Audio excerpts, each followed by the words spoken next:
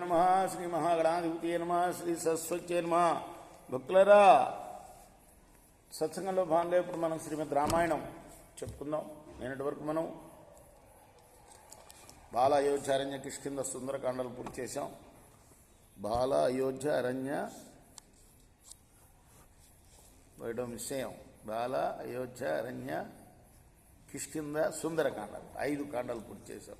6వదైన యుద్ధకాండలో కూడాను మనం ఏ సర్గ వరకు చెప్పుకున్నాం? 122వ సర్గ వరకు చెప్పుకున్నాం. ఈరోజున 123వ సర్గ చెప్పుకుందాం. చెప్పుకునే ముందు వాల్మీకి మహర్షిని ప్రార్థన చేసుకుందాం. కూజంతన్ రామరామేతి మధురం మధురాక్షరం ఆరుష్య కవితా శాఖం వందే వాల్మీకి కోకిలం. సమర్థ సద్గురు సాయినాథ్ మహారాజ్ కీ జై.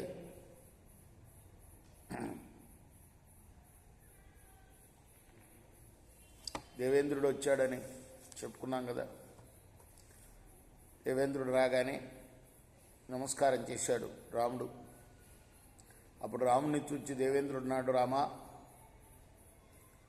మేము నిన్ను చూడటం అనేది వృధా కాలేదయ్యా.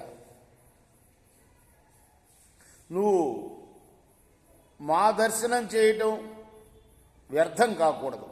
కాబట్టి నీ మనసులో ఏదైనా కోరిక ఉంటే చెప్పు, సంతోషంగా నెరవేరుస్తామన్నాడు.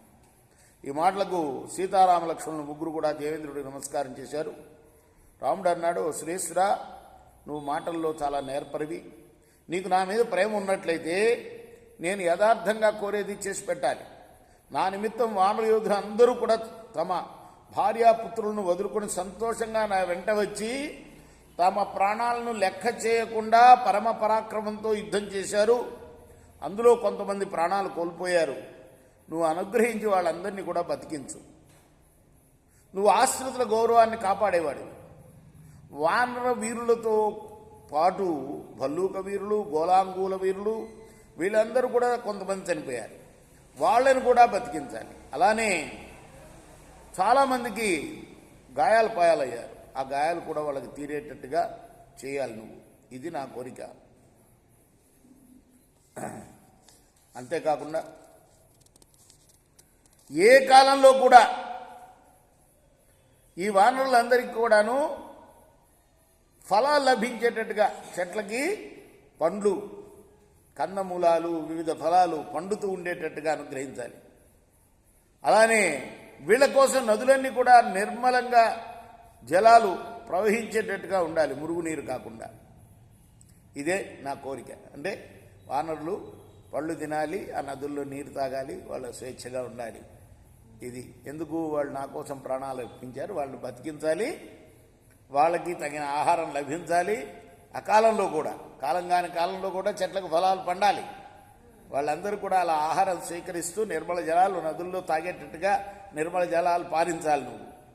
అంటే సంతోషంగా, నాయన నువ్వు అడిగిన వరం చాలా గొప్పది, నేను మాట తప్పను, 2 మాటల వాడిని కాను, నువ్వు కోరినట్టుగా అవుతుంది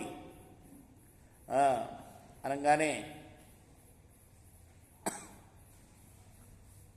అన్నిటికీ ఒప్పుకున్నాడు. ఆ కోరిక అన్నిటికీ కూడాను. నిద్రపోయి లేచిన వాళ్ళలాగా వాళ్ళందరూ కూడా, చనిపోయిన వాళ్ళందరూ కూడా మళ్ళీ బతికారు. వాళ్ళందరూ కూడాను రాముడికి సాష్టాంగ నమస్కారం చేశారు. రామలక్ష్మణులను చూసి దేవోత్తములందరూ కూడాను, దేవతలు కూడా వచ్చారు కదా చూడటానికి, స్తోత్రం చేశారు. దేవేంద్రుడు రాముడిని ఉద్దేశించి, ఓ వీరుడా, నువ్వు నీ వానర వీరులు అందరినీ కూడా వారి వారి తావులకు పంపించేసేయి. ఈ మైథిలిని సమాధానపరచు. ఇక్కడి నుంచి అయోధ్యకు పో. నీ తల్లులు అందరికీ కనపడు. నిన్ను ఎడబాసిన దుఃఖంతో నియమవ్రతుడుగా ఉన్న నీ తమ్ముడైన భరతుణ్ణి సంతోషపెట్టు. పూజ్య స్వభావుణ్ణి నీ తమ్ముణ్ణి శత్రుఘ్నుణ్ణి ఆదరించు. నువ్వు రాజ్యాభిషేకం చేసుకో. అయోధ్య పౌరులందరినీ కూడా సంతోషపెట్టు అని చెప్పాడు. అప్పుడు సీతారామ లక్ష్మణులు ఆ దేవోత్తములందరికీ కూడా నమస్కారం చేశారు. ఆ దేవతలు వారికి వీడ్కోలు చెప్పి సూర్యకాంతులతో తేజరులతో ఉన్న వారి వారి విమానాల మీద స్వర్గలోకానికి ప్రయాణమైపోయారు. పూర్ణ చంద్రకాంతులతో తేజరులే రాత్రిలాగా రామలక్ష్మణులు కాపాడుతూ ఉన్న ఆ మహాసేన సమూహం ఎంతో యశస్సు సంపాదించిన సంతోషంతో అక్కడ అంతటా కూడా విరాజిల్లింది. వాళ్ళ ముఖాల్లో కళ ఉట్టిపట్టడంతో ఆ వానర సైన్యంలో అంతా కూడాను కళాకాంతులతో ఉప్పింది సైన్య సమూహం అంతా. ఇది యుద్ధకాండలోని 123వ సర్గ. రేపు 124వ సర్గ చెప్పుకుందాం. కృష్ణార్పణమస్తు. సాయి కృష్ణార్పణం.